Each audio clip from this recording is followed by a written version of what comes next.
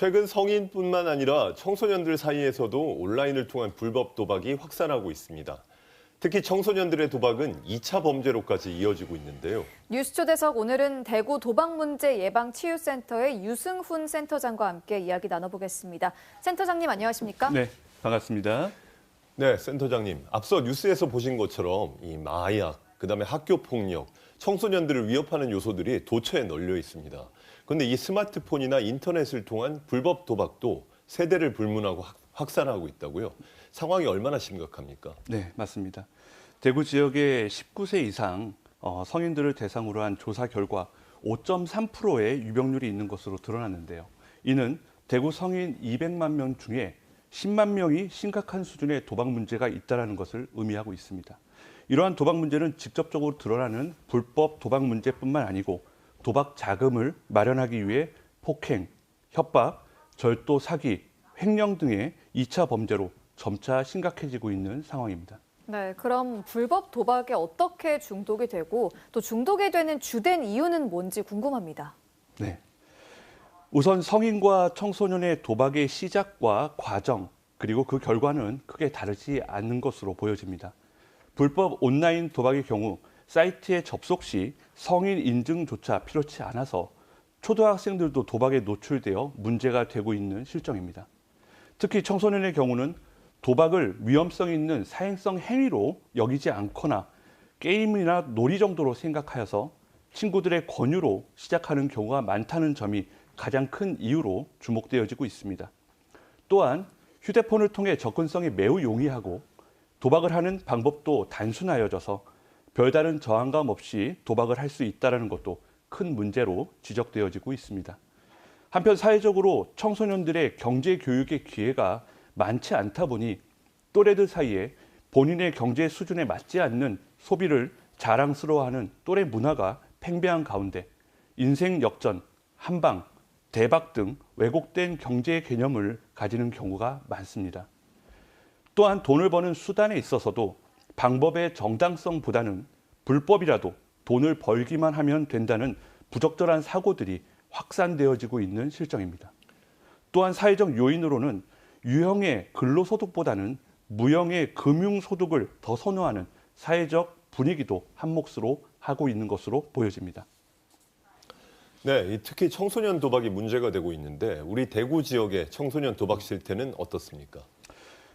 저희 기관에서 상담 치료를 받고 있는 청소년들의 이야기를 빌리자면 한반에 적게는 한두 명, 많게는 5, 6명 정도가 도박을 하고 있다고 공통적으로 이야기를 하고 있습니다. 청소년기의 발달 특성상 높은 충동성과 조절력 및 통제 능력이 떨어지기 때문에 성인들에 비해 도박 중독의 속도가 매우 빠르고 은밀하게 진행되는 경우가 많이 있습니다. 또한 청소년들의 사춘기 시기와 맞물려 있어 도박으로 발생한 이상의 행동들이 단순한 사춘기 행동으로 오인되어질 수 있어서 부모님들이 조기에 발견하지 못하고 도박 문제를 키우는 경우도 많이 발생하고 있습니다. 아울러 재발이 잘 되어지는 중독의 특성 때문에 전문적인 개입이 없다면 나이가 어릴수록 성인이 된 후에도 문제가 이어질 가능성이 매우 높습니다.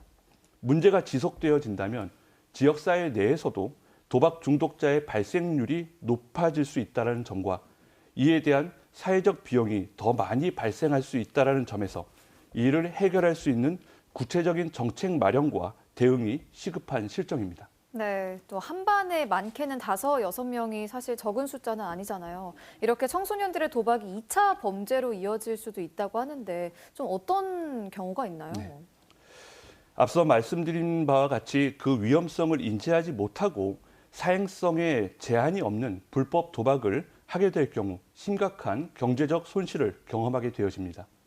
이를 만회하기 위해 도박에 더욱 몰입하게 되거나 도박 자금을 마련하기 위해 급기야 중고나라 사기, 그리고 성매매, 절도, 폭행 등의 범죄 문제가 발생하게 되어집니다. 또한 다른 문제는 청소년들 주변에 조직적으로 사채업을 하는 사람들이 있다는 점입니다.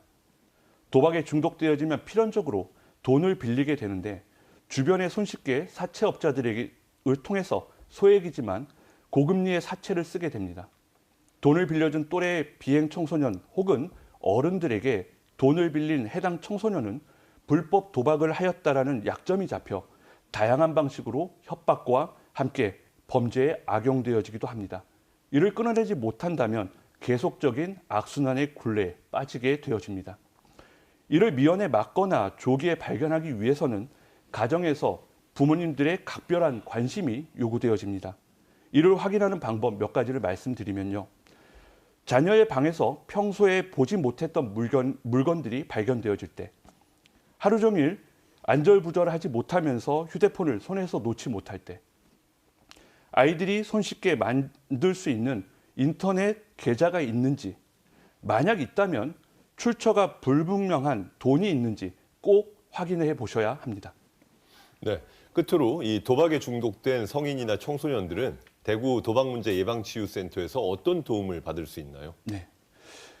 저희 기관에서 서비스를 받는 것도 중요하지만 우선 가장 중요한 것은 가정에서의 관심입니다. 가정 내에서 우리 아이들에게 도박의 위험성과 그 폐해에 대해 구체적으로 교육하고 명확하게 인식시키는 것이 매우 중요합니다. 또한 문제의 기미가 보인다면 우리 아이들의 이상 행동을 단순히 사춘기 행동으로 치부하지 마시고 세심한 관찰이 필요합니다. 문제가 확인되어진다면 징계나 처벌이 아닌 치료적 관점의 접근이 필요합니다. 국번 없이 1336번으로 연락 주시면 도박 문제 해결을 위해 개인 상담, 집단 상담, 프로그램 등의 다양한 심리 서비스를 무료로 받으실 수 있습니다. 네, 뉴스 초대석 오늘은 청소년들의 온라인 불법 도박 실태에 대해서 유승훈 대구 도박문제예방치유센터장과 함께 알아봤습니다. 센터장님, 오늘 말씀 감사합니다. 네, 감사합니다.